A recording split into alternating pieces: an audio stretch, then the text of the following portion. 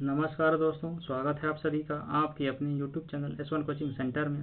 Friends, आज हम लोग 18 जुलाई के सभी इंपॉर्टेंट करंट अफेयर्स को देखने जा रहे हैं। ठीक है, जिसमें हम लोग थ्योरी प्लस MCQs क्वेश्चन देखेंगे। MCQs में हम लोग जो 17 जुलाई का जो करंट अफेयर्स है उसका हम टोटल 20 क्वेश्चन का MCQs में करेंगे। ठीक है, तो चलिए वीडियो स्टार्ट करते हैं। और हाँ, इस वीडियो का जो PDF है वो आप हमारे Telegram channel S1 coaching centre से जाके प्राप्त कर सकते हैं। ठीक है, और हाँ, अगर आप हमारे चैनल पर पहली बार बने हैं तो चैनल को सब्सक्राइब करके बेल आइकन प्रेस कर दें, ताकि मैं जब भी कोई वीडियो अपलोड करूँ तो उसका नोटिफिकेशन आप तक पहुँच जाए।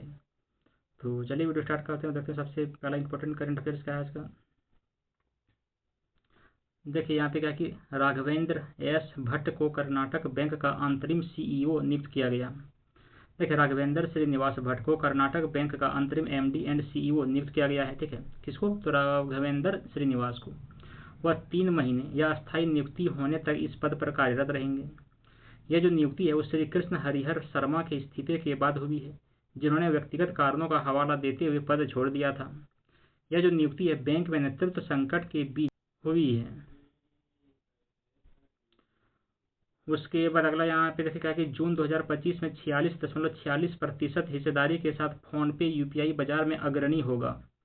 NPCI के अनुसार जून 2025 में फोनपे शीर्ष UPI ऐप बना रहा है, जिसने 8.54 बिलियन लेन देन संभाले और 46.46% बाजार हिस्सेदारी हासिल किया है। गूगल पे और पेटीएम भी पीछे नहीं रहे, लेकिन फोन पे ने क्या किया कि भारत के डिजिटल भुगतान पारिस्थितिकी तंत्र में अपना नेतृत्व को बरकरार रखा है।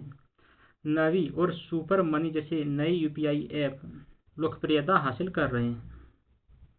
उसके बाद यहाँ पे देखा कि ताइवान का CTBC बैंक जो है गुजरात के गिफ्ट सिटी में इकाई स्थापित करेगा। देखिए, ताइवान के सबसे बड़े निजी बैंक CTBC बैंक ने गुजरात के गिफ्ट सिटी में IFSC बैंकिंग इकाई खोलने के लिए आवेदन किया है। अंतर्राष्ट्रीय वित्तीय सेवा केंद्र प्राधिकरण के पास आवेदन दायर किया गया है इसके लिए। फिर जान लीजिए कि नियोजित स्थान जो गिफ्ट सेज में ब्रिगेड टावर्स के पास है। इस कदम से भारत ताइवान वित्तीय संबंध में मजबूती और अंतर्राष्ट्रीय बैंकिंग सेवाओं का विस्तार होने की उम्मीद है। उसके बाद अगला क्या है कि गोवा की मांडवी नदी पर भारत की पहली रोरो फेरी सेवा शुरू की गई। देखिए, गोवा ने 14 जुलाई 2025 को भारत की पहली रोरो फेरी सेवा शुरू किया है। ठीक है, कौन सा स्टेट ने? तो गोवा ने। यह जो नदी पर चलती है और चौराओ द्वीप प्रतिबंदर को जोड़ती है। इस सेवा के लिए गंगोत्री और द्वारका नामक 2 फेरी शुरू की गई है। फेरी का जो डिजाइन है विजय मरीन शिपयार्ड के द्वारा किया गया है। यह जो परियोजना है राज्य के लिए शून्य लागत के साथ बूट यानी built on operate transfer model पर आधारित है। इसकी शुभारंभ जो है मुख्यमंत्री प्रमोद सावंत के द्वारा किया गया।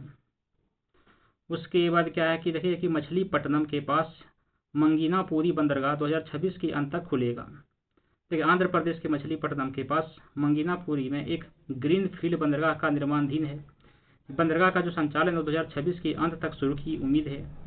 Mega engineering and infrastructure limited इस बंदरगाह का निर्माण कर रही है। ठीक है, कौन? तो mega engineering and infrastructure limited.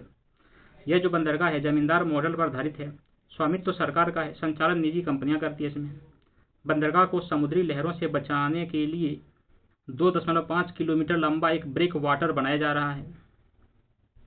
उसके बाद क्या कि दक्षिण एशिया 2024 में रिकॉर्ड संख्या में बच्चों का टीकाकरण करेगा। देखिए, यूनिसेफ और विश्व स्वास्थ्य संगठन ने दक्षिण एशिया में रिकॉर्ड टीकाकरण कवरेज की रिपोर्ट दी है। DTP3 टीकाकरण कवरेज जो है 2024 में 92% के सार्वकालिक उच्च स्तर पर पहुंच गया है। जीरो डोज बच्चों की जो संख्या 27% घटकर 25 लाख से 18 लाख रह गई है। भारत में जीरो डोज बच्चों की संख्या 43% घटकर 9 लाख रह गई है। ठीक है, पाकिस्तान ने 87% के साथ अब तक का अपना सर्वोच्च DTP3 टीकाकरण कवरेज दर्जा किया है। भारत और पाकिस्तान 2025 के अंत तक राष्ट्रीय HPV कार्यक्रम शुरू करेंगे। उसके बाद अगला क्या है कि धर्मेंद्र प्रधान को राष्ट्रपति मुर्मू से कलिंग रत्न पुरस्कार मिला।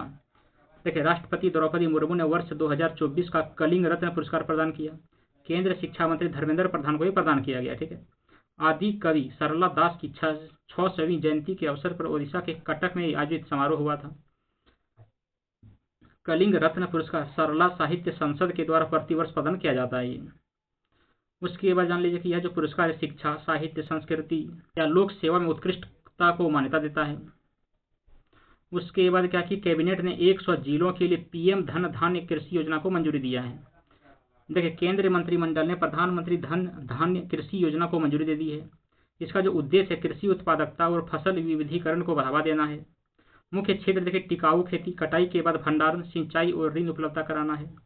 कम उत्पादकता, कम फसल सघनता और कम ऋण प्रवाह वाले 100 जिलों को लक्षित किया गया है इसमें। उसके बाद क्या है कि CCEA ने NLCIL के लिए निवेश छूट को मंजूरी दे दिया है। तो आर्थिक मामलों की मंत्रिमंडलीय समिति ने NLC यानी कि इंडिया लिमिटेड के लिए एक विशेष छूट को मंजूरी दे दिया है। इससे NLCIL को अपनी सहायक कंपनी इंडिया रिन्यूएबल लिमिटेड में 7,000 करोड़ का निवेश करने की अनुमति मिल गई है। यह जो छूट है नवरत्न सार्वजनिक उपक्रमों पर लागू निवेश सीमा से मुक्त है। यह कदम NLCIL के 2030 तक 10 गीगावाट नवीकरणीय ऊर्जा विकसित करने का लक्ष्य का समर्थन करता है। उसके बाद अगला क्या है कि वैज्ञानिकों ने सबसे बड़े ब्लैक होल विलय के संकेतों का पता लगाया है। देखिए वैज्ञानिकों ने अब तक देखे गए सबसे बड़े ब्लैक होल विलय के संकेतों का पता लगाया है, जो ब्रह्मांड के सबसे शक्तिशाली ब्रह्मांड टकरावों के अध्ययन में एक बड़ी सफलता भी है।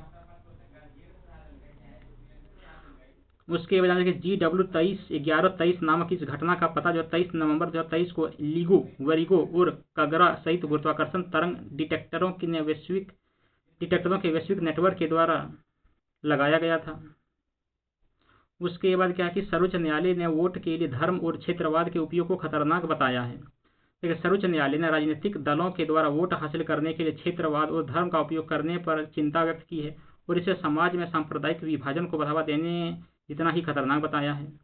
इसने स्पष्ट किया है कि सामान्य तौर पर का प्रचार करना गैर कानूनी नहीं है, लेकिन धर्म या जाति के आधार पर वोट मांगना चुनाव कानूनों का उल्लंघन है और इसके कारण अयोग्यता हो सकती है। उसके बाद क्या है कि संस्कृत आलू उत्पादन में गुजरात भारत में अग्रणी राज्य बना। देखिए गुजरात 2024-25 में भारत का शीर्ष पर संस्कृत आलू उत्पादक बन गया है, जिससे निर्यात वृद्धि में सहायता मिली है और आयात पर निर्भरता कम हुई है। बनासकांठा लगातार तीसरे वर्ष राज्य में अग्रणी रहा, जहां पर 61,000 प्लस हेक्टेयर से 18.70 लाख टन आलू का उत्पादन हुआ और जिसकी उत्पादकता कितना 30.65 टन प्रति हेक्टेयर रहा है। उत्तरी गुजरात में आधुनिक कोल्ड स्टोरेज की जो उपलब्धता है वो QSRS और फ्रोजन फूड कंपनियों को वर्ष भर आपूर्ति सुनिश्चित करती है इसमें। देखिए उसके बाद क्या कि गुजरात ने भारत की पहली जनजातीय जीनोम परियोजना शुरू किया है। गुजरात जनजातीय जीनोम अनुक्रमण परियोजना जो है शुरू करने वाला पहला भारतीय राज्य बन गया है। इसका जो लक्ष्य है वो अनुवांशिक अनुसंधान के माध्यम से जनजातीय समुदाय के लिए स्वास्थ्य सेवा का बेहतर बनाना है। इसका जो लक्ष्य है वो सिकल सेल एनीमिया और थैलेसेमिया जैसी अनुवांशिक बीमारियों का शीघ्र पता लगाना है। गुजरात जैव प्रौद्योगिकी अनुसंधान केंद्र जो है इस परियोजना का नेतृत्व कर रहा है। उसके बाद क्या कि सोशल मीडिया पर अभिव्यक्ति की स्वतंत्रता पर सर्वोच्च न्यायालय का निर्णय लिया गया। देखिए भारत के सर्वोच्च न्यायालय ने अभिव्यक्ति की स्वतंत्रता के अधिकार को बढ़ते दुरुपयोग, विशेष रूप से सोशल मीडिया पर चिंता व्यक्त की और आत्मसंयम एवं विनियमन की आवश्यकता पर बल दिया है। न्यायालय ने दोहराया कि अभिव्यक्ति की स्वतंत्रता एक सभ्य समाज का अभिन्न अंग है और इसे तुच्छ और काल्पनिक आधारों पर कुचला नहीं जाना चाहिए।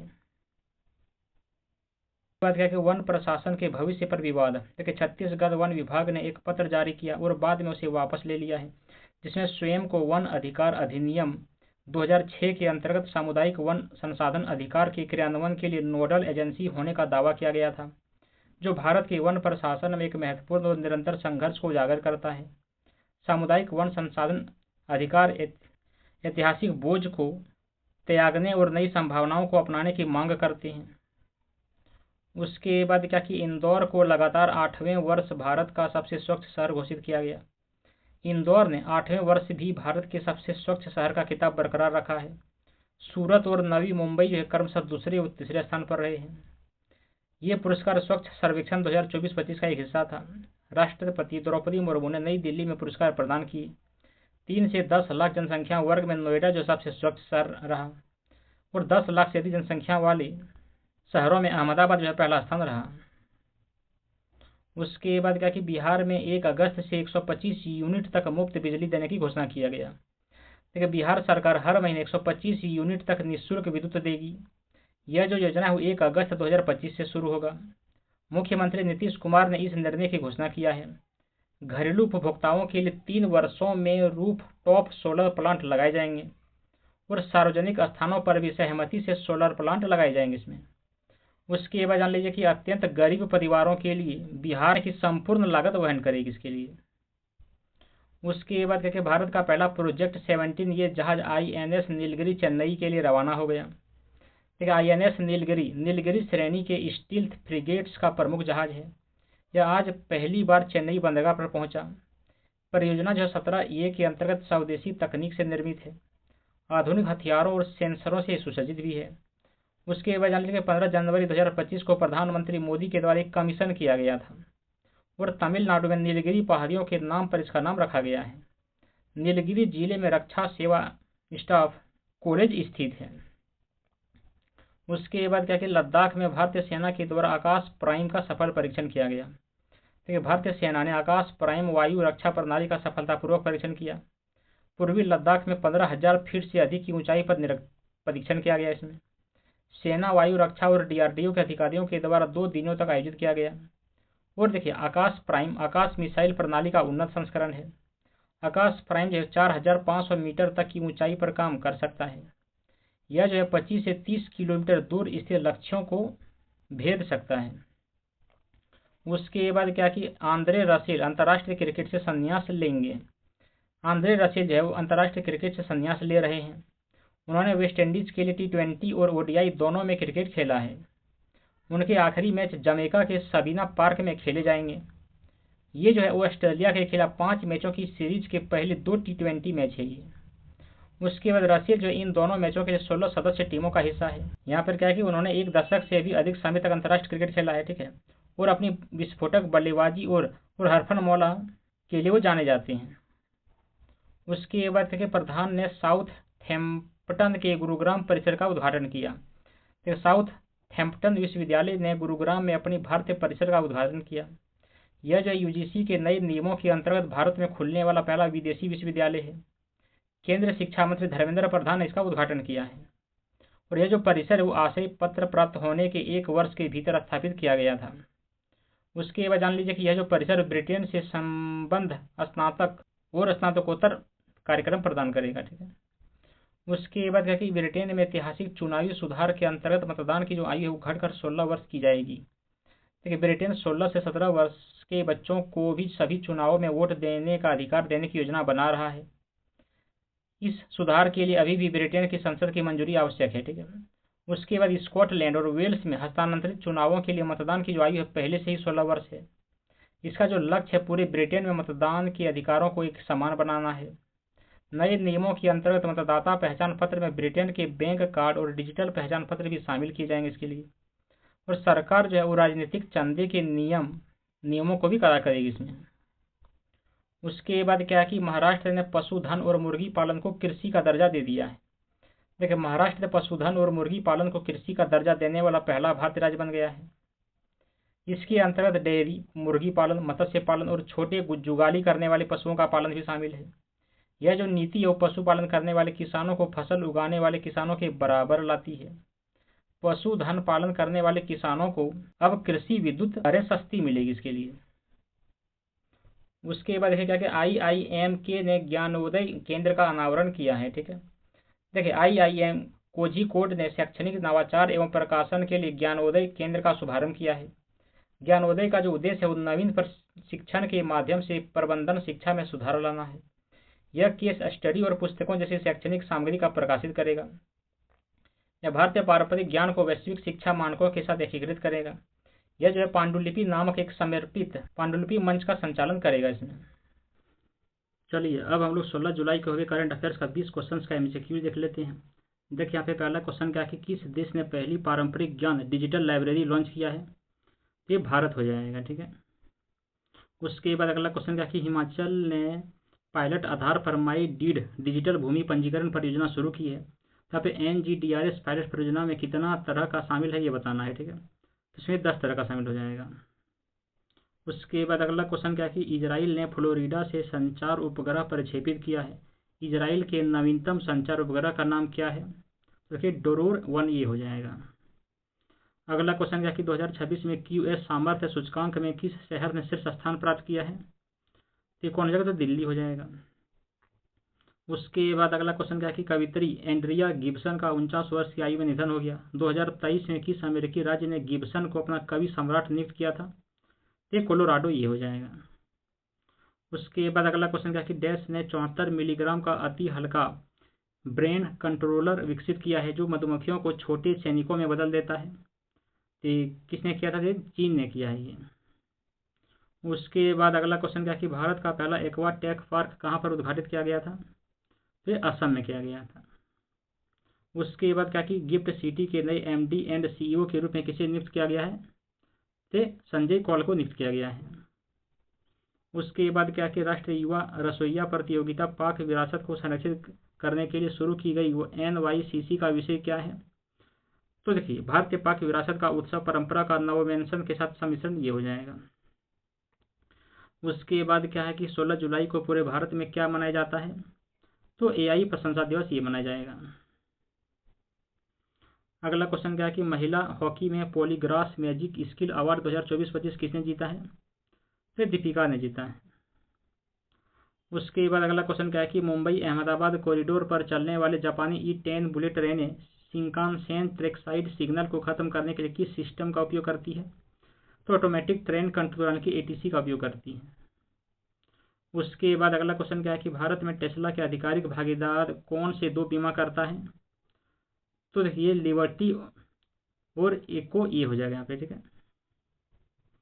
उसके बाद अगला क्वेश्चन क्या है कि हिंदुस्तान कोका कोला बेवरेजेज के नए CEO कौन हैं? तो हेमंत रूपानी ये हैं। उसके बाद अगला क्वेश्चन क्या है कि 2025 के पेन पिंटर पुरस्कार के विजेता कौन थे? तो देखिए, लीला अबोलेला ये हो जाएगा।